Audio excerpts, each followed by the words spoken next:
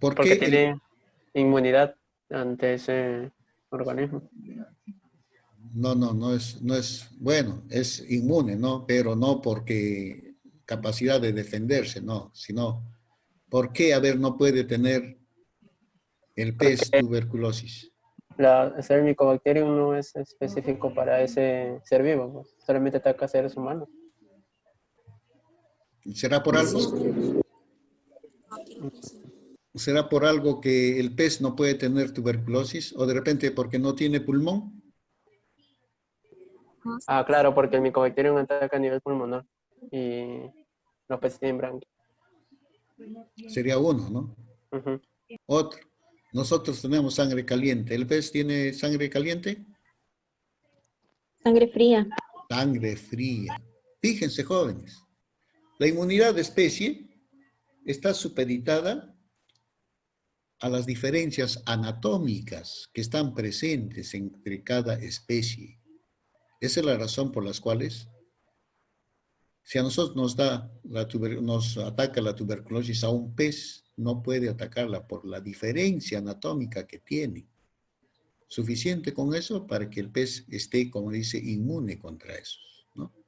No es porque su mecanismo de defensa esté así adecuado, no, sino por la diferencia anatómica que nosotros tenemos. Muy bien, Entonces, sí, dime. una pregunta, ¿cómo sabe algo? Por ejemplo, hacían experimentos en ratas topo para Ya. tratar de curar el cáncer. O sea, tenía una, ¿cómo se dice? Las ratas topo tenían algo similar a los seres humanos que podía ser que, como una cura del cáncer, algo así leí. Muy aparte de Así, que sobreviven a baja cantidad de oxígeno. ajá, claro, pero los topos son, pues, pucha, esos, toda su vida viven enterrados prácticamente. No, no, pero o sea, este es una rata topo. O sea, le dicen rata topo porque su apariencia es parecida al topo, pero no tiene pelo. Ya son las calatas, pues, son Ajá, ciegas, claro. son Pero o ciegas. sea, ¿cómo hacen para que este animal, o sea, le puedan sacar y obtener algo que pueda mejorar al ser humano? Claro, joven, es que o sea, los científicos están pues ahí buscando cualquier alternativa de solución, buscan todo tipo de animales para de repente encontrar algún tipo de molécula que nos pueda ser favorable a nosotros, ¿no? Algún tipo. Y entonces se han encontrado en el topo, en esa rata topo que tú dices, algún elemento que es muy importante para nosotros, para de repente evitar el cáncer o curar el cáncer, aunque no creo que se cure el cáncer, sino de que para prevenir de repente el cáncer es muy importante, ¿no? Que los científicos estén organizándose en ese sentido. Pero en cambio aquí, por ejemplo, nosotros, hasta antes de que llegue el coronavirus, ¿quién sabía que las llamas producían buenos anticuerpos contra este virus? ¿Mm? Y lo están procesando, ¿no? En vista de ello, del ataque, recién uno está buscando la alternativa de solución para esto, ¿no? Y crear las vacunas correspondientes. De repente, con el tiempo, se va a crear una vacuna contra el cáncer, ¿no? No sabemos todavía. Eso Profesor, está. entonces usted dice que no hay una cura para el cáncer y las personas que han tenido cáncer y se han rehabilitado, o sea, no están curadas, simplemente han adquirido un poco de inmunidad, ¿o a qué se refiere? Fíjate, el cáncer lo va a causar un virus, Ujú. el papilomavirus, ¿no? O el virus del papiloma humano. Este virus, ¿qué va a hacer? Va a actuar a nivel del núcleo de la célula y ese núcleo, a nivel genético, a nivel de sus genes, se va a transformar, se va a alterar. Ojo, el virus va a estar ahí, pero este virus ha hecho que esa célula se transforme. Y como tal, esa célula transformada va a comenzar a multiplicarse, pero ya de manera desordenada. Ya no guarda ese orden adecuado. Entonces, ahí es donde se presentan, pues, conocer las células tumorales. Y con el tiempo, esas células van a producir tumor. Bien, ese tumor puede ser pequeño, en buena hora si lo detectan, ¿Qué hace el tratamiento? El tratamiento no va a eliminar al virus. Lo que va a eliminar a quién es, a esas células que se están alterando. Esa es la razón por la cual estas personas que se curan del cáncer, cuando el cáncer es localizado, entonces todavía siguen en observación después del tratamiento que sea adecuado. Vayamos a través del tratamiento, digamos, médico, o sea, con quimioterápico o tratamiento quirúrgico, ¿no? Hoy en día se está viendo otro tipo de tratamiento que es la criogenación, es decir, que lo congelan a esas células que están alterándose, lo congelan y como tal lo detienen ahí. Pero ojo, el virus siempre va a estar ahí en nuestro cuerpo. Lo que se ha tratado es la expansión de esas células que están alteradas. No nos confundamos con que el virus ya ha sido eliminado. A eso se refiere el tratamiento del cáncer. Pero si ya se ha diseminado las células, es decir, ha entrado en metástasis, simplemente pues todo nuestro cuerpo va a estar lleno de ese tipo de células ya alteradas y por lo tanto pues ya lamentablemente esas personas pues llegan a morir, ¿no? Esperan nomás ya que llegue a su fase terminal y se muera. A eso se refiere. ¿Estamos? Ya, profesor. Ya. Entonces, jóvenes, les estaba mencionando que la inmunidad de especie es muy importante, ¿no? Para ciertas enfermedades, la diferencia anatómica. Pero vayamos a una sola especie. Vayamos a la especie humana. Bien. Nosotros como especie, ¿tenemos razas o no tenemos razas? Se considera razas, por ejemplo, afroamericana, indígena. No, vayamos al color de la piel. Por eso, Ya, los africanos. Por eso, raza blanca, Eso raza negra, caucásico, ajá, negro. raza amarilla, raza cobriza, ¿no? Todos esos. Muy bien. Pero todos somos humanos. Todos somos humanos. Fíjense, hablando así ya de blanco y negro, ¿no? El blanco y el negro. ¿Quién es el más perjudicado acá? El negro, ¿no? ¿Por qué? Porque incluso sacan ejemplos de esto, de la discriminación de los pobres negros, en este sentido. Hombre blanco con terno, Buen mozo. ¿no? Es un caballero. Hombre negro con terno, cargador de ataúd. Así. Hombre blanco corriendo, atleta. Hombre negro corriendo, Ratero. choro, ¿no? Al pobre negro paran, pero como discriminándolo de esa manera, ¿no? Hombre blanco subiendo un cerro, alpinista. Hombre negro subiendo un cerro, cóndor. Así, ¿no? Pero vayamos en este sentido a la inmunidad.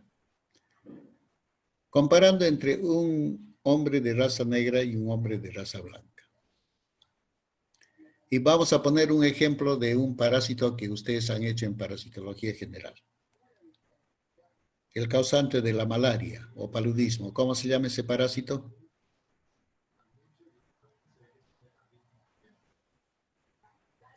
¿Plasmodium vivas? Plasmodium, ¿no? Plasmodium. Bueno, hay 4 especies de Plasmodium, pero Plasmodium, vayamos. Ya, tú, si lo has dicho, Vivax ya pues, es el más frecuente aquí en el Perú, ¿no? Es el más común del paludismo. O sea, el más común de los parásitos. Bien, yo les pregunto, ¿cuál de estas dos personas, tanto el negro como el blanco, es más resistente al ataque del Plasmodium?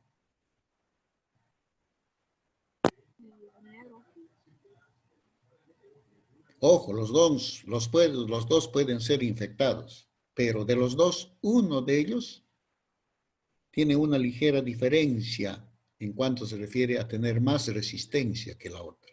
¿Cuál de estas dos razas será?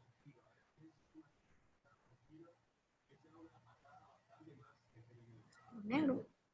El negro. ¿Y por qué el negro? Racista eres, ¿no? El negro. ¿Y Por el por color, qué? por el color de su piel. No, nada tiene que ver el color de la piel acá. Es que, bueno, los de raza negras, su piel es más gruesa. O sea, es Tampoco, ¿no? tampoco el zancudo normal atraviesa esa piel. ¿Saben por qué, jóvenes? Porque los hombres de raza negra han sufrido pues por miles de años la acción de este parásito. Han sufrido de malaria, paludismo, generación tras generación.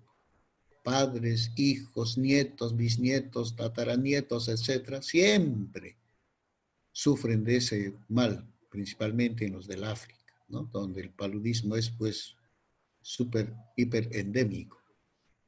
Bien, tanto es la agresión del Plasmodium a estas personas que con el transcurso del tiempo, yo no les digo pues de aquí 1 año, 2 años, sino de cientos de años, ¿qué han hecho estas personas? ¿O qué ha pasado en esto? No, ¿qué han hecho? Sino ¿qué ha pasado en estas personas? El Plasmodium, ¿a qué ataca?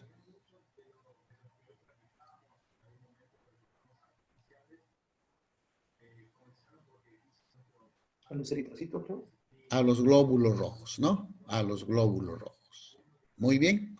Entonces, jóvenes, ¿qué ha sucedido en los glóbulos rojos? Porque, ojo, todo es, como dice, receptores de membrana. Todo contagio, toda acción infectante o infecciosa es a través de receptores de membrana. Los glóbulos rojos tienen receptores de membrana para el plasmodium. Muy bien. Entonces, en estas personas de raza negra, esos receptores de membrana, por decir de 10 que había antes, ahora hay 6. ¿Ya? Entonces, 6 receptores de membrana. En cambio, en los glóbulos rojos de las personas de raza blanca que recién están padeciendo de la malaria porque han ido al África a conquistar, a colonizar, etcétera, han sufrido pues desastres con el paludismo. ¿Por qué? Porque sus receptores en sus glóbulos rojos siguen siendo 10. Entonces, ¿cuál de estos dos glóbulos rojos tienen mayor facilidad de ser infectados? ¿Los que tienen 6 o los que tienen 10 receptores?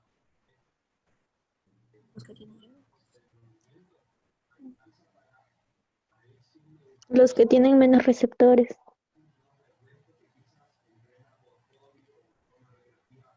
Parece que no me han entendido.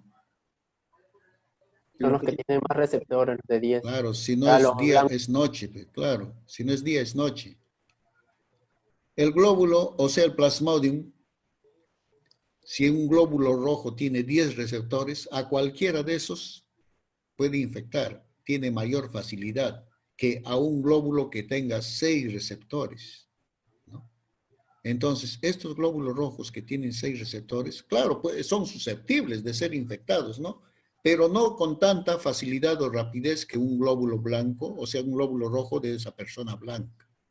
Entonces, jóvenes, fíjense, ese aspecto genético de modificación de sus sitios receptores en los glóbulos rojos de estos dos tipos de razas, hace pues que las personas de raza negra tengan un poquito más de resistencia frente al ataque de ese parásito. Ahí está la mediada por la raza. Bien. A ver, otro ejemplo. Seguramente que ustedes tienen sus perros de raza fina ahí en su casa, ¿no? Muy bien, algunos tendrán boxer, chihuahua, etcétera, etcétera, etcétera. Ya ni sé cuántas razas hay. Los perritos de raza fina. ¿A qué enfermedad son más comunes esos perritos? El parvovirus, Al distemper. parvovirus, al distemper, etc., ¿no? Hablando del distemper. ¿Cómo hacen para evitar que les dé el distemper a esos perros? Los vacunan. Los vacunan, ¿no? Generalmente cada año. Bien. Y ahí están los perritos. Pero ustedes ven un perro callejero que no es ni cuidado, ni vacunado, nada, y no le da el distemper. ¿Por qué? En cambio, los perros de raza fina, como se dice, hay que estar vacunándolos, porque dejamos de administrarle su vacuna, rápidamente se enferma. Es el mismo hecho de que estos perritos callejeros constantemente están enfermos, y su sistema inmunitario propio hace pues ya que se defienda ya. En cambio, el perro de raza fina está cuidadito, duerme en el mueble, duerme en la cama, etc. Su sistema inmunológico está un tanto débil. Eso es mediado por raza. Ya tenemos especie, ya tenemos raza. Ahora, el aspecto individual. El aspecto individual es decir, la persona. Pero la persona todavía está sujeta a ciertas acciones. Por ejemplo, la edad.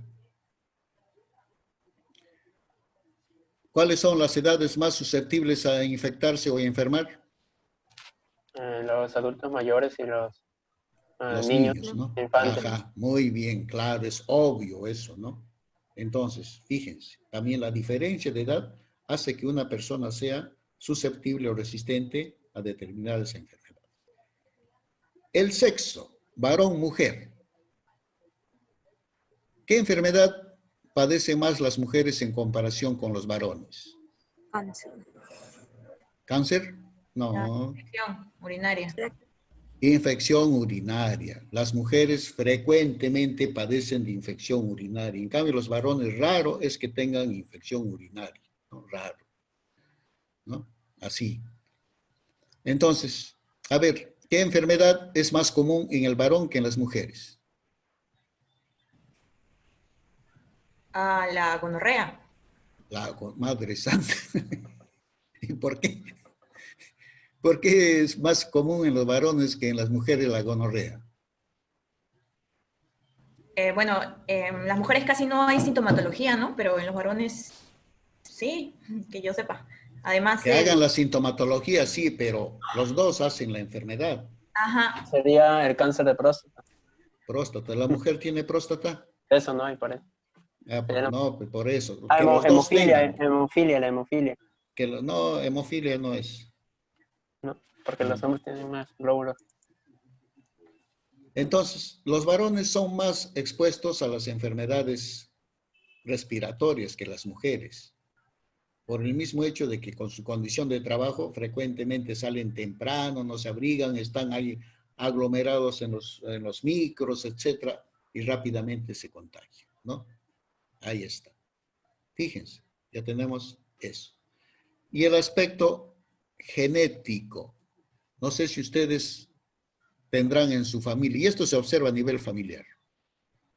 Se habrán dado cuenta de que un miembro de su familia con frecuencia para enfermándose. Con cualquier cosa se enferma. Sale el sol, se enferma. Hace lluvia, se enferma. Se cae un frasco por ahí, ya está enfermo. Es decir, con cualquier cosa se enferma.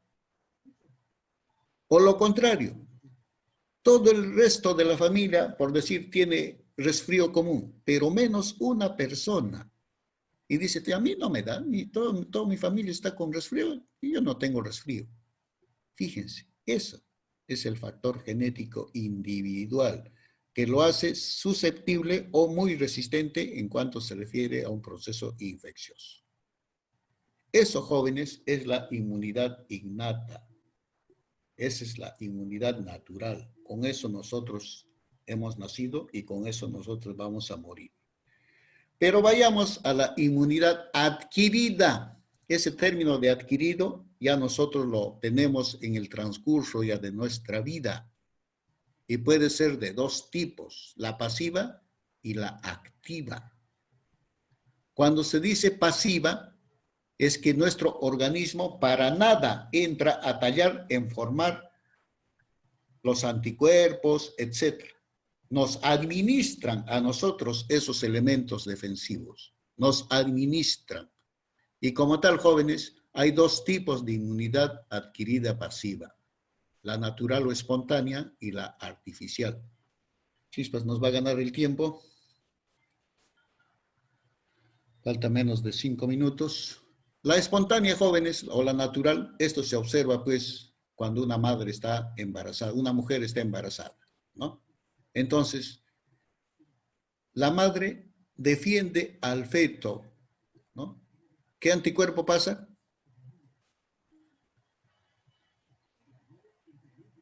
¿Qué ¿Cómo anticuerpo? ¿Cómo? ¿Cómo dijo? No.